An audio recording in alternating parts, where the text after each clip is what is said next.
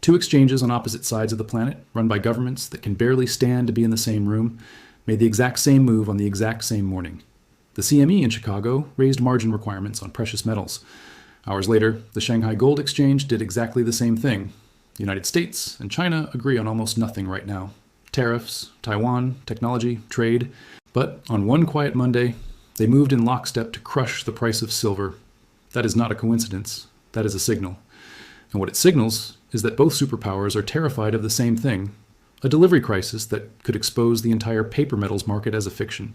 Right now, as these words reach you, gold has broken through $4,500. Silver is cratering past 72. Friday was supposed to be the worst of it.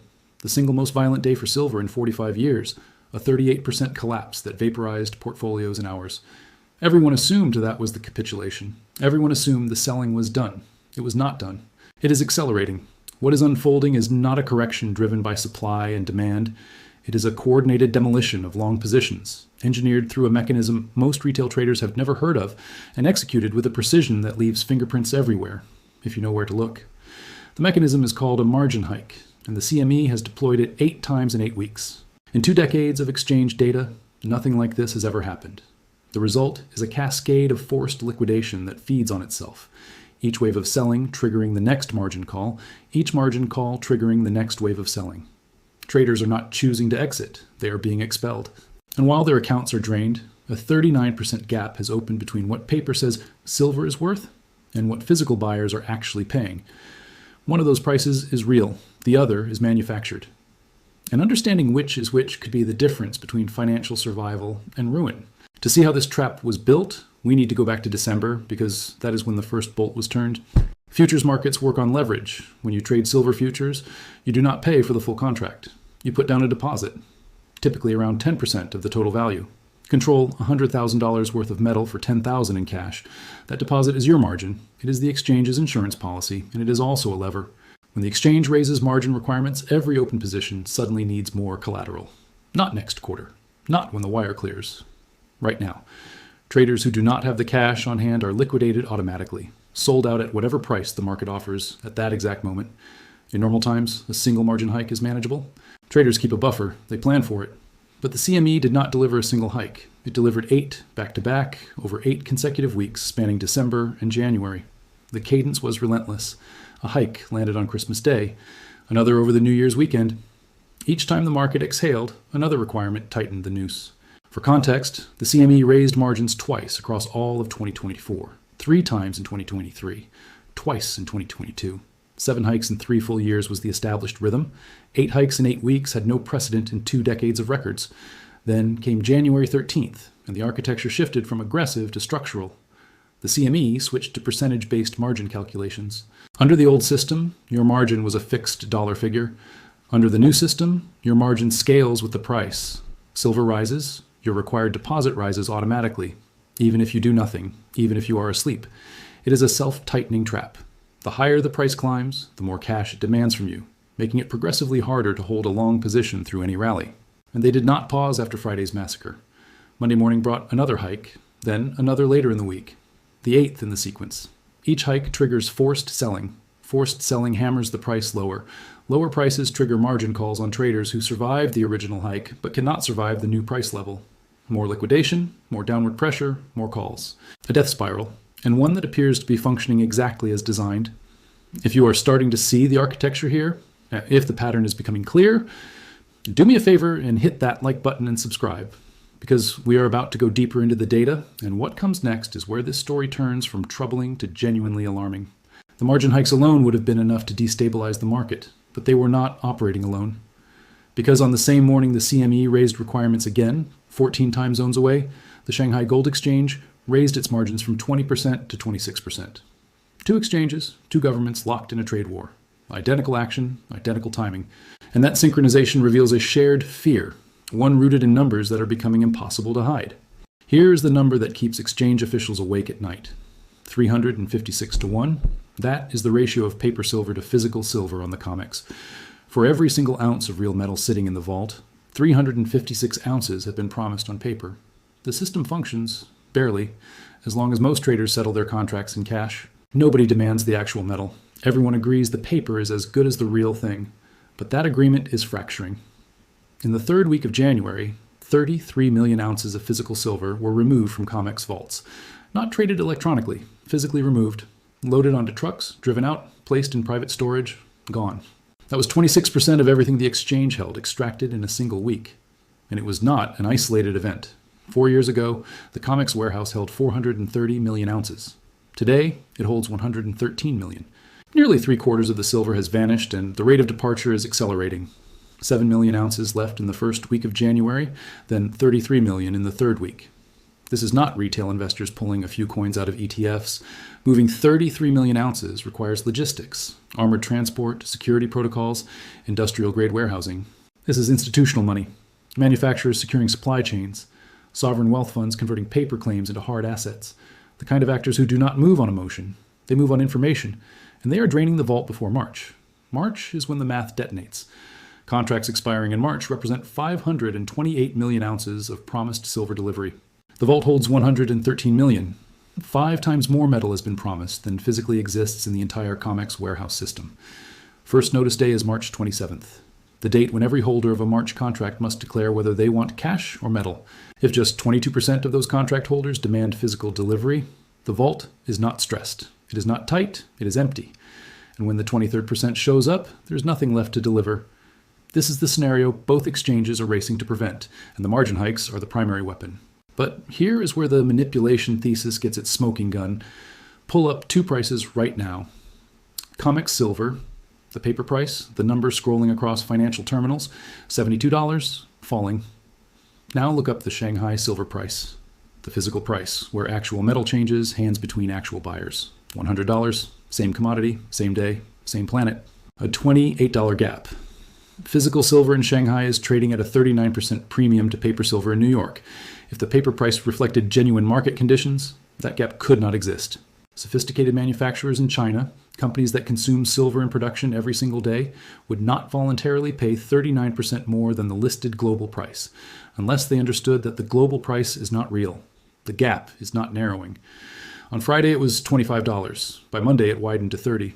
Even as COMEX collapses further, Shanghai holds firm. Physical is not crashing with paper, and that divergence tells you everything about what is authentic and what is theater. Follow the incentive structure and the beneficiaries become obvious. JP Morgan holds what analysts describe as the largest silver short position of any financial institution in history, a position maintained for over a decade. Bank of America carries massive short exposure. HSBC, the same. Every dollar silver declines generates hundreds of millions in profit for these positions. These same institutions sit on CME advisory committees. They have visibility into trader positioning.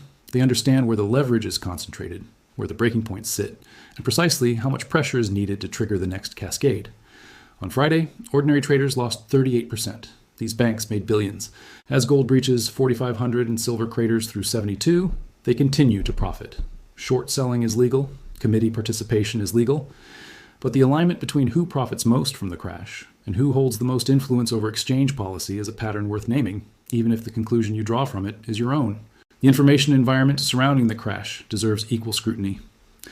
Thursday evening, Reuters published a report claiming the United States government was ending support for strategic metals reserves. Markets reacted instantly. Algorithmic selling cascaded through futures. 3 hours later, the Department of Energy issued a statement calling the article false, based on sources that were, in their words, misinformed or deliberately misleading. But algorithms do not reverse on corrections. The damage was done. That same Thursday night, the nomination of Kevin Warsh as Federal Reserve Chair was leaked. A hawkish appointment, bearish for metals. The official announcement came Friday morning, but insiders had the information Thursday night. And here is a detail that has received almost no media attention. On Thursday, the day before the crash, there was a surge of unusual options activity on silver ETFs, massive purchases of put options, bets that silver would collapse. Either someone was extraordinarily lucky, or someone had advanced knowledge of what Friday would bring. So here's the question worth sitting with. If the margin hikes, the coordinated exchange actions, the false news report, the leaked nomination, and the pre-crash options activity are all independent events, what are the odds they all converge in the same 72-hour window? And if they are not independent, if even 2 or 3 of these events are connected, what does that tell you about how this market actually functions? Drop your analysis in the comments because I'm genuinely interested in where you land on this. What happened to traders caught in the blast zone makes the structural questions personal. In China, the UBS SDIC Silver Fund was halted for an entire session. Not restricted, halted. 0 trades executed. Thousands of investors watched their holdings disintegrate with no ability to sell. In the United States, ProShares Ultra Silver dropped 62% in a single day. One trader reported attempting to close his futures position for 18 consecutive hours, every order rejected, watching his account drain in real time. Some traders were still locked out of their accounts days later, unable to even view their balances. The sequence was precise.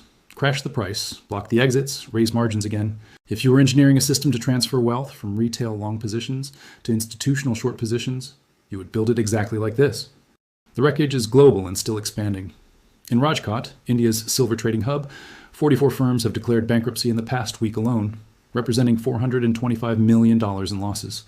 Families that have operated in the silver trade for generations, wiped out. In London, 2 hedge funds have suspended investor redemptions because their silver positions are too far underwater to liquidate. In Dubai, physical premiums have spiked to 15% above spot because dealers simply cannot source enough metal. And this is only a few days into the crisis. Meanwhile, the fundamental picture has not shifted by a single data point. Silver has been in a supply deficit for 5 consecutive years. The cumulative shortfall since 2019 is estimated at 1.3 billion ounces. 18 months of total global production, consumed and gone. Solar panels need silver. Electric vehicles need it. Artificial intelligence chips need it. Every iPhone manufactured needs it. Demand is expanding. Mine supply is flat. And on January 1st, China added silver to its strategic materials list, requiring export licenses and cutting volumes by 40%. China refines 65% of the world's silver. The West was just told to find another supplier. There is no other supplier. So what do you watch from here? Not price targets. In a crash, this dislocated technical levels are meaningless. Instead, watch the indicators that reveal whether the system is stabilizing or fracturing further. The Shanghai premium, currently $28, is the single most important number. If it widens toward 40, paper is losing all remaining credibility. If it narrows, because physical drops, the manipulation thesis weakens. If it narrows because paper rises to meet physical, the game is changing. Lease rates, currently between 8 and 10%, against a normal of 0.5%, tell you whether institutions can find metal. The last 2 times lease rates reached these levels were 1980 and 2011. Both preceded historic moves. COMEX vault levels, published weekly, will show whether the drain continues, and March open interest will reveal whether traders are capitulating or holding through the pain, waiting for first notice day to force the delivery question. 2 exchanges, 14 time zones apart, both moved to suppress the same market on the same morning. 8 margin hikes in 8 weeks, unprecedented in 20 years of data, a 39% gap between what paper says silver is worth and what physical buyers actually pay. Vaults hemorrhaging metal at an accelerating pace. 5 times more silver promised for March than exists in the warehouse. A false news report that cratered the market and was retracted hours later to no effect. And massive, perfectly timed put options purchased the day before the worst session in 45 years. You opened this video watching a crash. What you're actually watching is a stress test, one being run on the boundary between paper finance and physical reality. For 5,000 years, that boundary has resolved the same way every single time. Paper promises can be printed without limit. Metal cannot. When the gap between promise and reality grows wide enough, it does not narrow gently. It snaps. The question is not whether paper and physical reconcile. History says they will. The question is which side of that reconciliation you're standing on when it happens. The empire is not falling. It is being renegotiated. And the price of admission is knowing what you are actually looking at.